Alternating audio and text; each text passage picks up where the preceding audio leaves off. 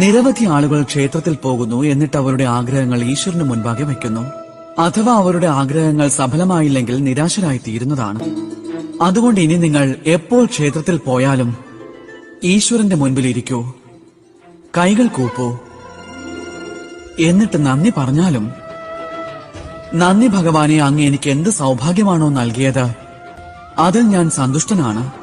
ഇനി എനിക്ക് മാർഗദർശനം നൽകിയാലും, എപ്രകാരമാണ് ഞാൻ എന്റെ കർമ്മങ്ങൾ കൊണ്ട്, സ്വയം എന്റെ കർമ്മം കൊണ്ട് ഞാൻ ആഗ്രഹിക്കുന്നതൊക്കെ എനിക്ക് പ്രാപ്തമാക്കാനാവുന്നത്?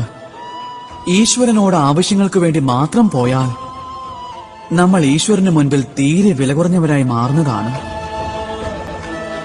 എന്നാൽ മറിച്ച് സ്വയം കർമ്മം ചെയ്ത് ഈശ്വരനോട് നന്ദി പറയാൻ പോവുകയാണെങ്കിൽ യഥാർത്ഥ അർത്ഥത്തിൽ തന്നെ നിങ്ങൾക്ക് ഉറപ്പായും ഈശ്വരനെ ലഭിച്ചിരിക്കും. രാധേ രാധേ.